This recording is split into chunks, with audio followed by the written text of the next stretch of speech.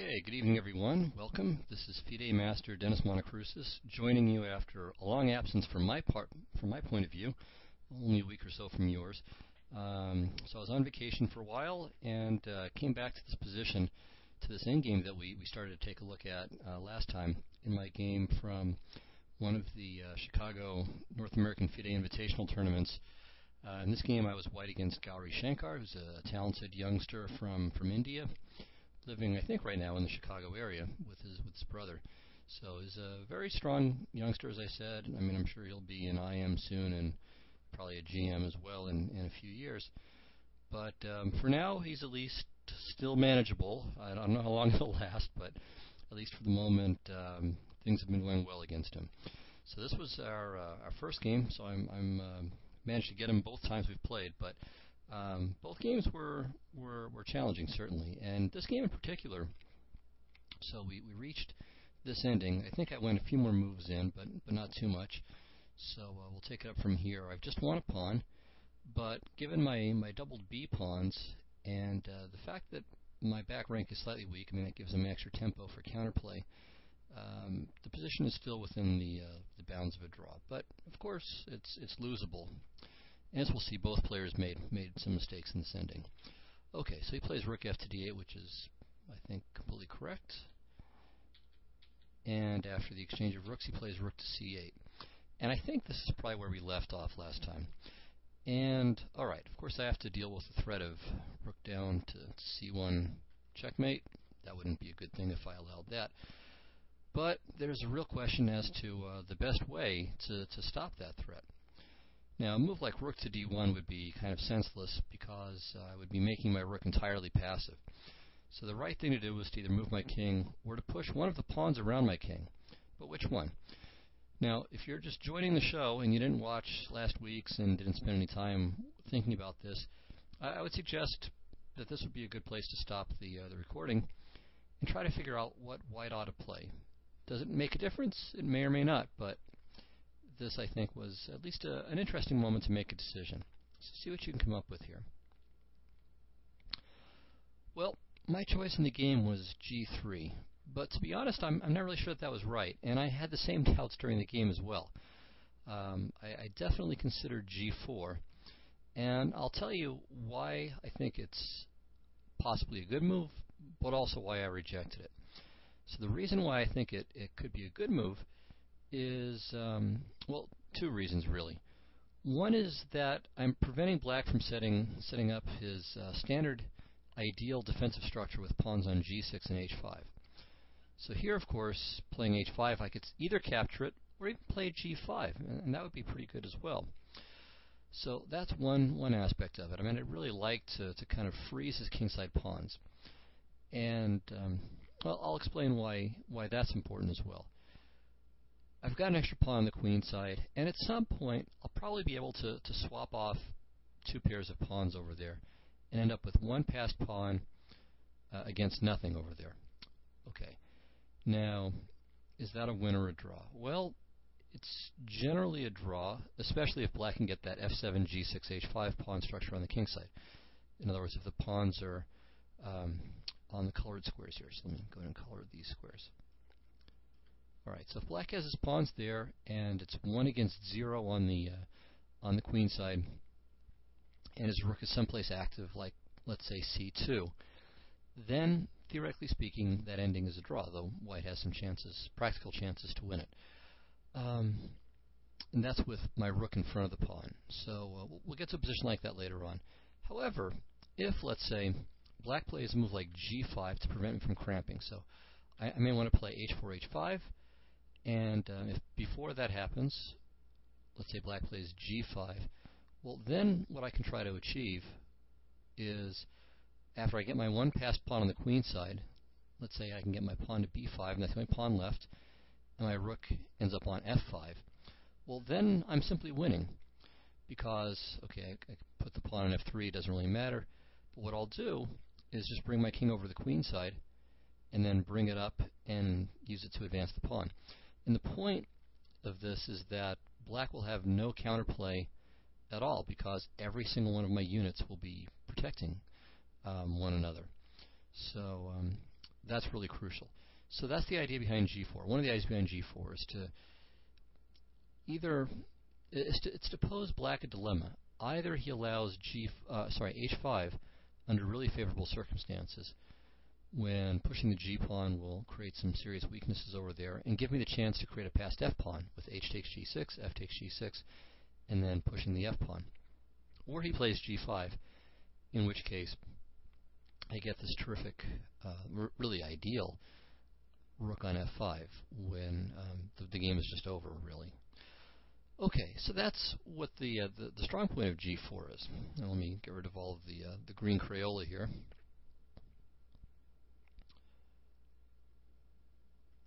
Okay, the downside of G4, I thought, was that it might help him to exchange some pawns on the king side too. And the more pawns that get traded off over there, let's say maybe he plays H5 or Rook C5 followed by H5, I thought in that case it would make his task easier. So the fewer pawns are on the king side, then either my king side pawns are more exposed in a case where my king's running over to the queen side and he's counterattacking on the king side, so that'll make his job easier. Or if every pawn gets exchanged off on the king side, I don't know if that can happen, but if it does, well, then his king can just rush over to the queen side, and it's a very simple draw. It's called the Vancouver method. Actually, that would be one method where the king can even stay on the king side and draw. Okay, well, be that as it may, it's a difficult choice, and determining which would be best would require some really deep analysis that, well, it goes beyond the scope of, I think, what's useful here, though it might be a good exercise for you to do on your own, but I'm not going to attempt it here, for better or worse. So anyway, G3 is played, but just letting you know what the relevant issues are, and I certainly don't think you would be harmed by attempting to work that out for yourself. But bear in mind that the game would go in a different direction if I played G4, so it wouldn't just continue as the game does. Okay, well here, Shankar played rook to C2, and alright, here I played rook to D8 check. I could play B4 with the idea that if he plays rook takes B2, this would be a mistake because of rook to D6. And then I think I'm just winning outright. But, of course, black should just play rook to C6 here, and this will be a lot like the game, so, or at least like the game could have gone. Alright, so let's see how the game did go. So he played rook to C2, and I played rook to D8 check, king to H7. And here, I think I made an inaccuracy, so I played rook to A8. Now the better move was probably rook to D6. Now what I was afraid of was, okay, A5, rook to D5, and then B4. And then I thought, alright, rook takes A5, rook takes B2, A takes B4, rook B3. And see, the problem is, and this I think was kind of an unfortunate, I don't know, not a delusion exactly, but just I was really overly influenced by the idea of getting my rook on the side of the pawn.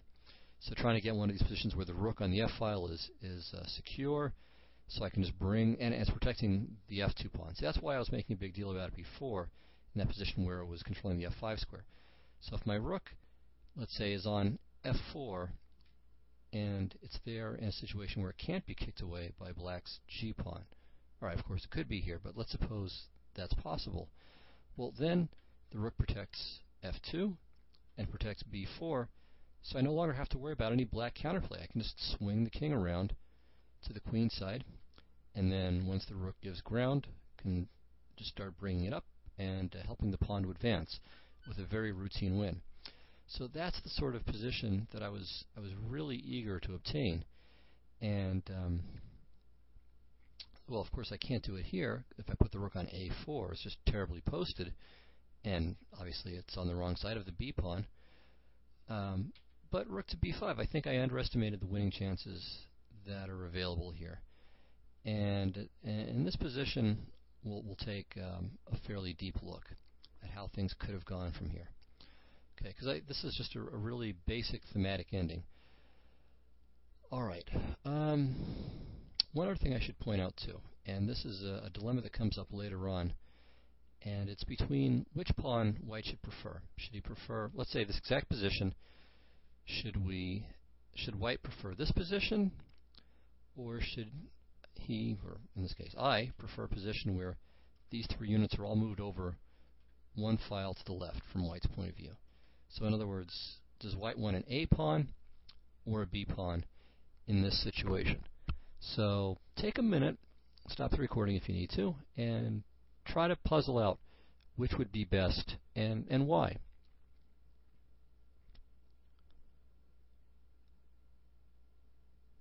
Okay, well, the answer to this question is that in this situation, where the rook is in front, that is, white's rook is in front of his passed pawn.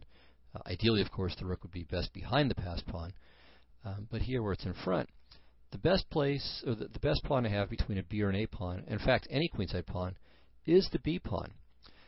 Now, the reason for this is perhaps a little surprising, or maybe surprising.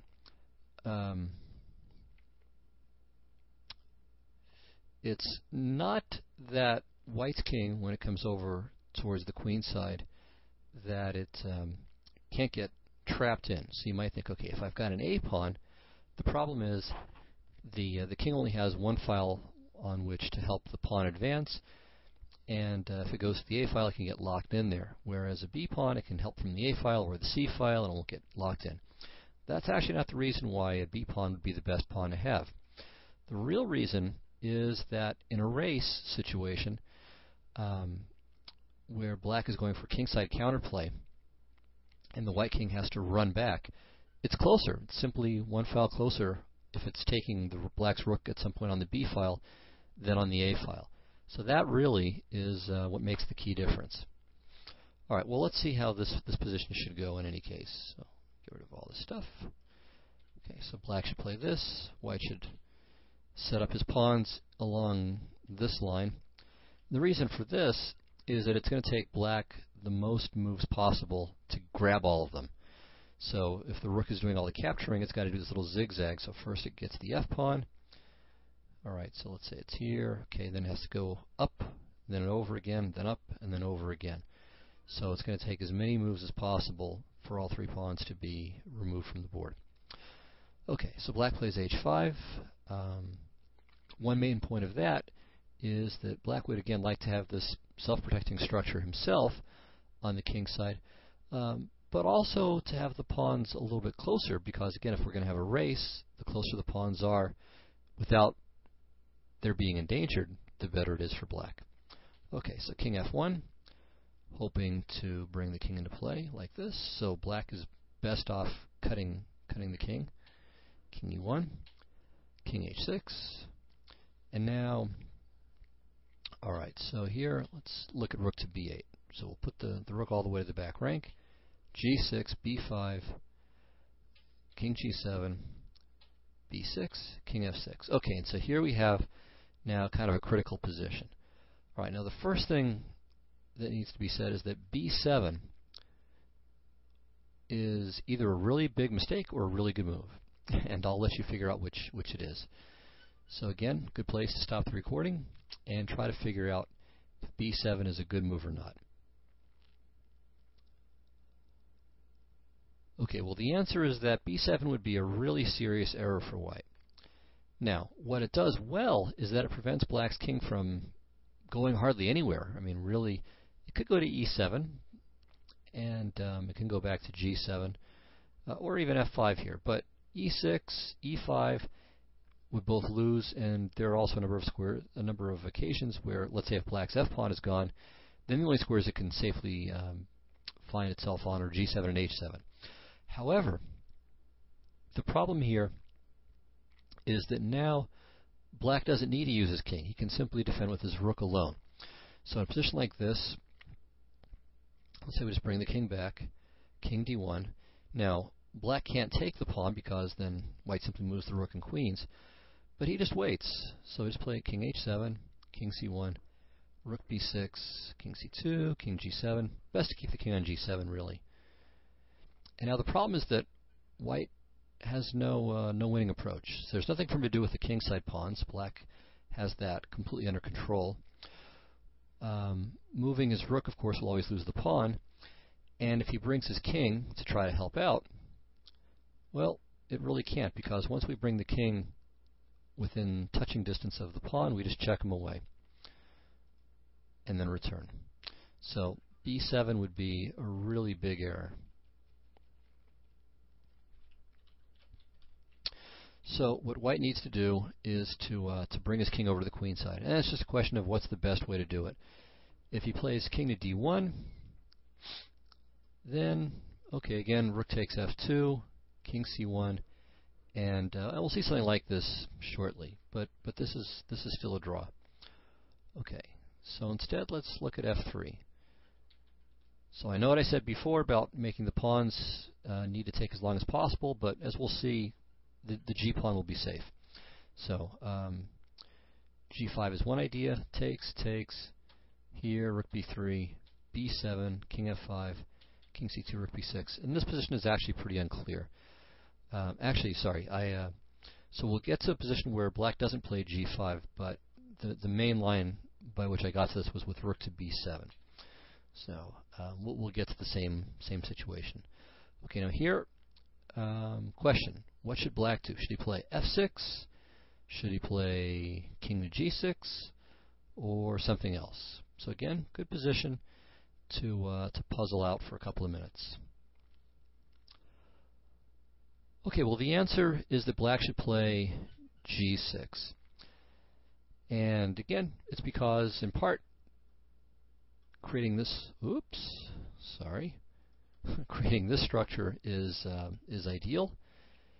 And okay, a move like f6 is weakening this g pawn. And the problem with that is that if black tries to get active with his king and go over to the queen side, then his whole king side structure will be quite weak. White will take on g7, and the two remaining pawns can be weak. All right, the second point is that, well, again, king g6 is just kind of awkward. And the third point is that after g6, rook takes f7, rook takes b4, leads to an ending where white has basically no winning chances, or very, very slim winning chances. So 3-on-2, especially in a position like this where it's just about impossible for white to make a passed pawn without trading all the pawns off but one. This is a very simple draw. Okay, so b5 is best, just ignore that. Black brings his king where it should be, b6, king f6, rook b8, king f5, and now here, okay, we can take a look at the two possibilities. All right, so first, if king to d1, rook f2, king c1. Well, the problem here, again, of course, if b7, b7, then rook to b2, and again, it's even easier for black to draw now because he's got an extra pawn on the king side, but he can draw without the king's help. Okay, so king c1, but now black just checks. Check, and then rook to f1, and the black rook will get here in time. And even though at some point white could win the rook probably, black's kingside counterplay is much, much too fast. So, for example, let's say king c4, rook to b1, king c5, king g4, maybe even f6 is good enough. Here I think white just has no winning chances whatsoever. Alright, so king d1 is not good enough. So let's try f3.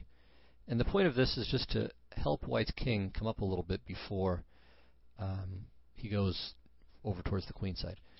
King d2, okay, this again draws the same way though. Alright, so king e2 is the best try. So now king f6, another good point, so maybe inducing a small concession from black. Okay, so king d2, rook f3, here. And now one more question. Should black take on g3 or not? So we've seen this idea of just checking until the king goes away and then playing the rook to the back rank. Is that good enough or not? So what should black play? Alright, well in fact I think black has probably two drawing moves here. One I'm not so sure about. One move I'm sure loses, one move I'm sure draws. The move that for sure loses is rook takes g3. So here, b7, check, check, check, and that's it. Okay, because again, rook to g1, rook c8, maybe, yeah, rook c8 is just fine. Rook to b1, queen, takes, and in this position, black is just going to be too slow. Actually, probably rook to b4 is even better. Let me think about this. Pretty sure that rook to b4 is the best move here. And then the king is going to come back, king d4, king e3, and so on, with a pretty routine win. So that's what I meant, by the way, before about the b file being ideal. Now here, of course, was the rook that recaptured, so it's not quite right, but still, the further the white king has to go to protect its pawn, and it probably would have been one file over. It probably would have been on b5, and white's rook would have been on a8. Well, in that case, the position could quite likely be a draw.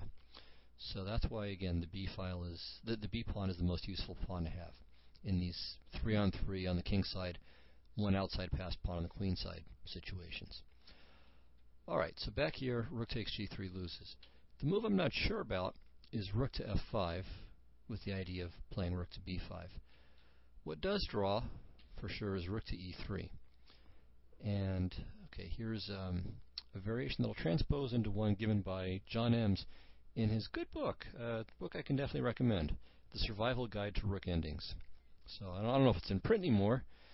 You can probably pick it up on Amazon or some other place where you can find some used books. It came out in '99 by Everyman Chess, and it's a nice book. Anyway, rook to e3, rook c8, rook e7, rook c7, rook e8, and now we've transposed into a position from his analysis of a game, Hollis-Florian, Correspondence 1979, on pages 111 to 112 if you're interested.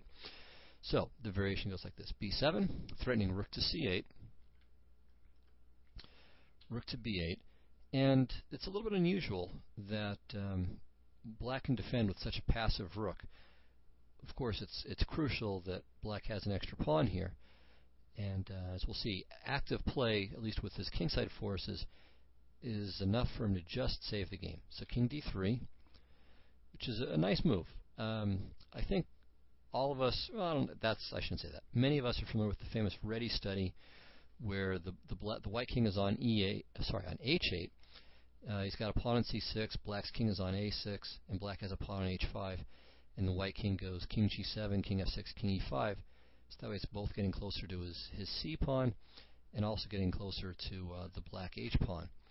So it is here with king to d3. So it's both getting closer to the king side, but also to his pawn on b7. Right. Well, now black has to play actively and correctly, and king f5 is a very good move, giving up the f pawn, but racing over towards white's kingside pawns. Okay, white's best is rook f4 check, and then rook to b4. But now after g5, we end up with this very interesting ending. And this actually is a trick that's been known for a long time that white is going to utilize, or that black is going to utilize a few moves later. Okay, so here, and now it looks as if after king to d5, white should be winning, because black can't capture either of white's pawns safely, because queen versus rook is a theoretical win. It can be a little bit tricky, but it is a win.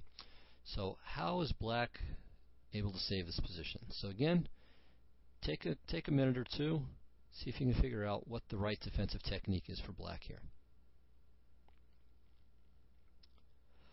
Okay, well, here's what we do. The first move doesn't really matter, so black can just play something like king h2 and start heading towards the g pawn. But after king to c6, it does matter. So now the threat of king to c7, if permitted, without anything happening, let's say king h3, king c7, black loses. So what he has to do here is play rook to g8. So that way, if king to c7, then rook takes g7 comes with check. And then, of course, black can give up his rook for the remaining pawn. So that's the drawing method here. So white's king can never go to the 7th rank here because the pawn will drop with check. And, of course, if he runs over to e6, well, in that case, the rook goes back to b8. So it's a draw. Okay, so in this whole ending where white has this extra b pawn, in a normal position, black should draw, but it does require accuracy. I mean, it's a position that can be lost and has been lost by even very strong grandmasters. Okay, so all the way back here, I have no passed b pawn just yet. Anyway, all of this got going with the move rook to d6. All right, instead I played rook to a8 with the idea, or first idea, that if rook takes b2, there's b4. The second point is that I thought after rook to c6, now I have the option of creating either a passed a pawn or a passed b pawn. All right, well, here I want to play a4, but I can't do it just yet.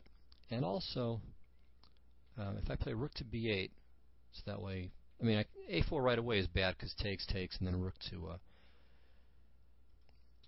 b2, b6, and winning the pawn on b2. All right, at least this becomes a constant worry. Okay, so say, well, rook to b8 first. All right, then rook to c2, a4. Rook takes, a takes, rook takes b3, and this is just a dead draw. Of course, b6, and he just pushes his a pawn until I have to move my rook to the a file to swap the pawns. And of course, I can't play b8 because my rook's hanging. So for that reason, I played the move rook to a7 here first. And now, let's say he plays f6. Now rook to b7, and this makes all the difference in the world. a4, rook b2, a b5, and if rook b3, I have b takes a6. Now, the funny thing is, of course, that this is the wrong pawn. Now, again, there's still winning chances here. Black has to be careful. All that's true, but I have to admit during the game that I thought that it would be better to have a passed a pawn than a passed b pawn, at least in this situation. So I was quite confused during the game about which pawn would be better to have, which one isn't. So I can let you know at this point, when white's rook has to go in front of the pawn, it's better to have the b pawn than the a pawn. All right, so I win the game. Black played king to g6. I played rook to b7, and here he made a mistake, a small, at least an inaccuracy. He should have played king to f6. Again, going for the f7, g6, h5 structure. All right, so in the game he played f6. I played a4. He played rook c5. And here, there are a couple of moves that I would like to make. I'd like to play b4 if I could, but this fails to rook to c1, and then b takes a4. I also can't play a5 because rook c2, and of course, material's just equal and it's a draw. So I played rook to b6, and now he plays rook to c2. And here, once again, I made a mistake, but I don't feel too bad about this one. And hopefully the trick here that I missed will be one that I'll remember forever at this point. You never know, though. There's an old saying attributed to Einstein that says something like the intelligent person is the one who only makes the same mistake twice. So maybe I'll have to overlook this move a second time, or this idea a second time, though I hope not. Okay, so anyway, once again, let me challenge you to try to figure out what white to move ought to do here. Okay, well, the two options here are rook takes a6 and a takes b5, of course. And I played rook takes a6. So we now know that the best move is probably a takes b5. Now, if a takes b5, this is simple. Rook takes b5, rook b2.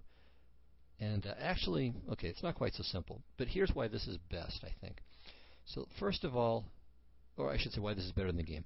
So first of all, here I can play g4 under, I think, favorable circumstances. So I'm grabbing some space safely on the king side, which is going to make it more difficult for him to achieve counterplay over there. All right, further, okay, after, let's say, king f7, h4, and here he can play whatever, it doesn't really matter. If he plays g5, I play h5, and I'm, first of all, fixing this pawn on h6 as a weakness. And after king e6, here's the really important point of all of this. Okay, I play king g2, followed by king f3, king e3, and so on. And even then f3, and I might even be able to achieve the fantasy position that I mentioned long ago with the rook on f5. All right, I mean, of course, my king would have to get over to the b pawn first, but this is a possibility. But also, very importantly here, I have two other plans as well. So one is just to give up the b pawn at some point to win the h pawn and try to win that. That might be feasible at some point. I'm not sure that it's feasible right away, but it could be. It's just one of these options that is at least there and that black has to always remain concerned about. Second thing, and this is what's kind of a nice point, is that with my pawn only on b3, I don't have to worry about my king being cut off. So if my pawn were on b4, he could play rook to b3 and just make it really difficult for my king to come across. So here, I mean, I'm getting just about the most favorable possible version of this available. Is it enough to win? I think so. I'm not 100% sure, but this is about as good as it's going to get, and I think black probably has a razor-thin drawing margin, if it's even present at all. Okay, going back here, if he plays king e6, well, once again, h5, and, alright, we don't really need to get into further details here. I mean, basically, again, I'm going to bring my king up and around, and we'll just wait and see whether it's enough to win or not. Okay, but that wasn't really what I was too worried about. I was more concerned with the move a5. And so here, for example, I play rook to a6, he plays rook takes b2, rook a5, rook b3, and my rook is, again, kind of clumsy on a5, to put it mildly. Maybe it's not going to stay there forever, but it's not a great square for it, to be sure. Also possible is maybe rook to c6, but still, rook takes b2, rook c3. And now the problem is that he has rook to d2, threatening rook to d5. Of course, I could play rook to c5, but then he just plays either rook to b2 or even better, rook to d3. And there goes the pawn. And that's just a dead draw now. So I'd have to play b4 here. But still, after a4, rook a3, rook d5, takes. We have, again, a kind of similar situation where my rook is kind of goofy on the wrong side of the b pawn. So that was why I rejected a takes b5. So a5 and so on. The brilliant idea that I missed was b4. So this is a really nice little move here. Okay, so first of all, of course, rook takes b2, b takes a5 is an easy win. Alright, so two moves to consider, a takes b4 and a4. So we'll start with a4. Well, the difference here is that after rook a6, takes, alright, my rook is on a goofy square, but I've got two extra pawns, and his rook has to give ground because I'm just going to push my b pawn and promote it. So here, white just wins pretty easily. No real troubles here. In fact, let's see, rook c2, b6, rook c8, yeah, rook a5. So this is quite simple. I get my pawn behind it, my rook behind the pawn with a trivial win. Okay, so a takes b4, but now his b pawn is in the way of the rook defending from b2 along the b file. So rook to d6, and of course, if he plays rook takes b2, I just promote the pawn. So rook b2, b6 here, b7, rook e8. Oops, did not mean to do that at all. Rook to b6.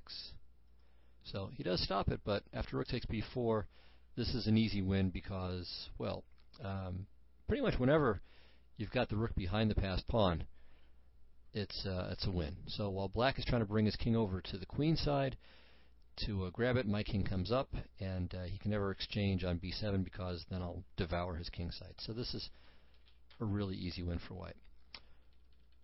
Okay, so going back to here, rook c5 is necessary, but still, in this position, white wins, is winning. If he plays king to d7, then rook c7 check, and his kingside pawns are just far too weak, so I win pretty simply there. And if he doesn't bring his king over, well, I bring my king over to the queen side, and then the b pawn will win the game. Maybe both b pawns. Alright, so anyway, a takes b5 would have won if I had seen the idea of b4. Alas, I didn't. I played rook takes a6. Okay, he took. And here I captured the right way, though for the wrong reason. So if b takes a4, rook b2, again, I've got the a pawn. I have some winning chances, but I think it should still be a draw. The pawn in f6 is a little bit of a liability because the g7 pawn becomes a target, but probably black is still drawing this. Anyway, I played rook takes a4, and then after rook takes b2. Here, again, I've already explained that I was under a mistaken impression of what I should try to achieve. So the right move here is, of course, rook to b4, and then rook to b5 if I'm permitted, and at least h4, king g2, king f3, king e3, and then kind of play it by ear from there. What the best way is to try to make the queenside play work. So I have excellent winning chances in this position. Unfortunately, I was operating under the delusion that I should try to get my rook on the side, and this let the position become a clear draw. So rook g4, king f7. Again, not too late to correct my mistake and play rook to b4, but instead I played b4. And now after f5, here you can see that first of all, I don't have enough room on the fourth rank. Because after rook to c4, you can just play king to d5. Now, it's a good question here. Again, what should white to move play? So again, take a moment, see what you can come up with. What should white do here? Obviously, there's only really two moves to consider. H takes g5 and rook to c4. Well, actually, there's rook to d4 as well. Though, putting it that way, I think you'll all infer that rook to d4 isn't the move. All right, but which move should white play? Rook c4 or h takes g5? Okay, well, the answer here is that white should play rook to c4. In both cases, the position is a draw, but if white hopes to have any winning chances, he needs to keep more pawns on rather than fewer. Okay, well, here too, we should figure out what black to move ought to play. So, should he play g takes h4? Should he play g4? King to d5? Should he simply make a waiting move here? What should he do? Well, in the game, my opponent made, I think, an inaccuracy. He played rook to b1 check. What he should have played was king to d5. And here, I think this is a draw. And the key thing here is that that black's king becomes very, very active. In fact, his entire army becomes very active. So rook c5 check, king e4, and pretty much whatever I do, he's going to get very good play. If I take and play king g2, then he plays g4, and I'm basically operating without a useful king here, so there's no way for me to make my b pawn really get going anywhere. Additionally, black will play f4 and liquidate further over there. This is a draw. Okay, better perhaps is b5, but still black has enough counterplay to draw. So g takes f4 with the idea of king f3. Now king to g2, so I don't find my king in a mating net even. Okay, f3 check, king g3, rook to b1. And here, okay, black is threatening just to play rook to g1 and rook to g2. And simply get rid of this f-pawn, after which he'll have some pretty decent counterplay of his own. Alright, so rook c4 check looks best, and then rook to c6. And the idea is that after something like rook takes b5, rook h6, white can at least hope to achieve the endgame with f and h pawn, rook and f and h pawn against rook. Now, that would be a draw in the typical situation, but it's a difficult ending for black to play, especially if black is short of time, as my opponent was in the game, and also if you haven't really reviewed it recently or done a careful study of it. So again, even strong grandmasters, world championship candidates, have lost that ending. So it's not a trivial thing not a trivial type of position to defend. I would kind of compare it to rook and bishop versus rook, where again, theoretically, if you have access to table bases, it's a dead draw. You'll draw 100 out of 100. But for flesh and blood humans, it's very easy to lose, even if you know something about it. Okay, well anyway, that's the hope. And we would see that occur after something like rook to b3, rook check again, and then rook to g4 followed by rook to f4 and rook f3. So you have this kind of little staircase maneuver by the rook to win the pawn. It looks like black can prevent this from happening, though, with the move, well, okay, not preventing it, sorry. Rook to b1, of course, king takes f3, and we have it again, although this is a pretty favorable version for black, because I think he's simply going to win one of the pawns by force. So this will draw. Okay, well anyway, whether it's however easy a draw it is, I think the key point is that activity is really essential for black in this ending. And so king to d5 is just right from this kind of thematic standpoint. So black instead chose a prophylactic approach. He played rook to b1 check, king g2, and then g4, trying to keep my king from ever coming into the game. Now the problem is it's actually not so easy to do it, because at some moment I can simply play the move f4. Not f3, because then rook b2 check and g takes f3, but with f4, there's no longer, if he takes en passant, then I'm delighted, and if he doesn't, well, then g takes f3 will no longer be there for the taking. So f4 is a resource that's quite useful. Here it's not quite good enough, because I think, again, with king to d5, black can save the game. So, for example, check, check, I win the pawn, but this is a very funny position, because here black just has perpetual check. And my king can't come over any further, and it can't go up because of the g pawn. So pretty interesting little setup there. So here, instead I played rook to c6 check, and at this point my opponent, actually I think he lost the game here, though he still had one or two chances to make it kind of tricky later on. So the move he played is a big mistake, but what was that mistake? So once again, what's the right way to play this position? Alright, well, the right move here, for a change, is to not go active at all, but to play king f7.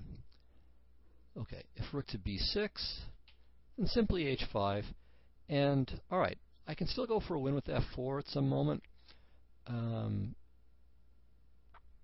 but, well, okay, so I think for this to work I would have to play the rook to b8, bring the pawn to b6, and only at that point go for f4. So I think that would be the way to do it. And then once I've done that, to then draw my king over to the queen side and hope to make something happen. And maybe there's a win there. I don't think so, but it's certainly worth checking out. Alright, if rook takes h6, though, rook takes b4, and here I think white has only slim winning chances. I think this is objectively drawn. Alright, so that I think would have been black's best defense. Instead he chose to go active with king to d5, but here the problem is that after rook takes h6, rook b4, his king is cut off, so it can't make the return trip because of my rook on the 6th rank, keeping it shut out of the game. So it's not entirely trivial yet, because his rook can come back, and my rook can't make the pawn promote by itself. So I'll have to figure out some way to get my king involved. But at least black is now in some serious danger here. Okay, I played h5, and here black has a very good resource. I don't think it's quite good enough to draw, but it requires some brilliant play to prove this, and I certainly don't promise that I would have found all of these moves. Okay, so the toughest move here is f4. Alright, and the basic idea is just to clear more room for the king to come back. So after g takes f4, not rook takes f4. So then rook to g6, king e5, h6, and okay, for rook f6 we can just trade. And if, let's say, king f5, then rook to g8, and the h-pawn promotes. Alright, so that's not the challenging line. The challenging line here is king to e4. So if you're going to be active, you've got to go all out with your activity. And now, for example, if king to g3, black plays king to f5, and unfortunately my rook is in the worst possible place with respect to black's king, and I have no good answer to the threat of rook to b3 check. Or I could try rook to f6, but then black has this beautiful idea, and this is part of the point of f4, is that now, with no g-pawn there, his rook is going to come across to h3, both cutting my king off and making almost all of my pawns vulnerable. So h6, rook h3, and there's just nothing for me to do here. If I retreat my king, then he's going to play king to f3, and I could almost get in danger there myself. So I could try this little tricky f3 move, but still, rook f3, h7, rook h3, rook f7. Okay, and he does have to give ground, in a sense, with king to e3, but now I've got nothing. King moves are futile. He just brings his king back to e4, or even more dangerously, plays king f3. So f5, but then just king f4, and he just follows up the pawn, and I can no longer move anything but my king, and he can just shuttle his king. In fact, he can just play king g6, so he doesn't have to wait. He's going to win the pawns. So this is just a draw. So this f4 idea, g takes f4, king e4 idea looks really brilliant and is almost good enough to draw, but I think white wins with a really remarkable idea. So rook c6. Now, the point, of course, is I still want to play king to g3, and here I'll be threatening king takes g4, and king f5 won't be the same because I'll have a safe rook check. Second point, of course, I can push the h-pawn, but here comes the main point. So after rook to b3, again cutting off my king, and threatening rook to h3, here I have rook to c1. So a really fantastic idea. And the rook is just going to come to h1, and that's going to do it. So king takes f4, h6, rook b7, rook h1, rook h7, and now one final accurate move, rook h5. The king is cut off. My king is now going to enter, and white wins. Of course, rook h8 doesn't help anything because I just pushed my pawn. So that's no good. And if the king moves to e4, I play king g3 and I win the pawn. And there's just really nothing else to even consider. So f4 would have been a very challenging move, and unless I found that idea of swinging the rook around with rook c6, rook c1, rook h1, it would have been a draw. Alright, so instead of my opponent played king to e5, very natural move, I played rook to g6, keeping him cut off and preparing to advance the pawn. Also, of course, preventing f4, so rook to b7, h6, and now in desperate time trouble, and in fact my opponent was in horrible time trouble for quite a few moves, quite a number of moves. He played rook to b8. Of course, he should have played rook to h7, and here too, it's not 100% clear that white's winning, though I think I am. So f4 check, I believe, is the best move. G takes f3, king f3, rook b7, so again trying to go active here, rook c6, rook a7, and now this time rook c1 doesn't work, because king f6, rook h1, king g6, and black holds. So I think king g2 is best, trying to swing the king up this way to protect the pawn, or to g5 if allowed. Alright, rook f7, king h3, f4, g4. And this is, of course, taking is a dead draw, so the only try is g4.